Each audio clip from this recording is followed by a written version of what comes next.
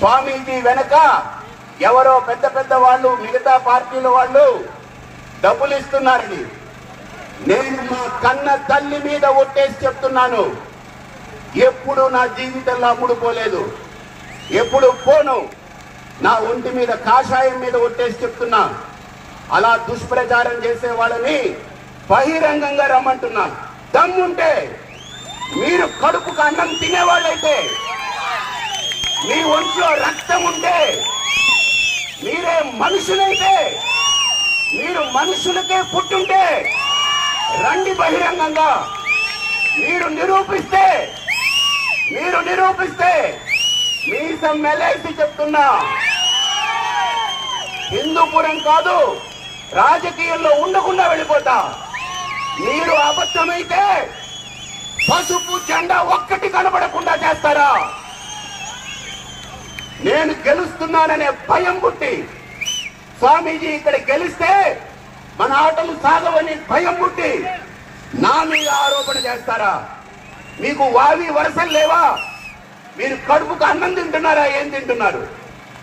నేను అమ్ముడుపోతానా? నా జీవితంలో అమ్ముడుపోలేదు. నాకుండేది ఈ భూమి మీద ఒకే ఆస్తి, కళ్ళు కనపడని నా ఒక తల్లి నాకు ఆస్తి. నా తండ్రి చనిపోయాడు, నేను ఒక్కడే మా అమ్మకి ఈరోజు ఉండేది. నాకు వెనక ముందు పైన కింద మీలాగా గుంపులు గుంపులుగా జనాలు నేర్చుకొని నేను రాను, కిరాయి వాళ్ళు నేర్చుకొని రాను. ఇప్పుడు వచ్చి కాషాయం పట్టిన ప్రతి చెయ్యి నా కోసం వందలాది మంది ఇళ్లకు తిరిగి, ఎండనక వాననక తిరిగి ఈరోజు స్వామీజీని గెలిపించుకునే ఒక పెద్ద యజ్ఞం చేస్తున్నారు ఈ గుంపులో.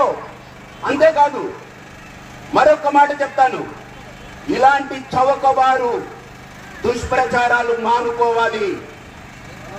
టీడీపీ నాయకులు మరొక్క మారు హెచ్చరిస్తున్నా, నా మనస్సు గాయపరిచారా ఆంధ్రాలో మీకు డిపాజిట్లు కూడా లేకుండా అయిపోతారు, జాగ్రత్త.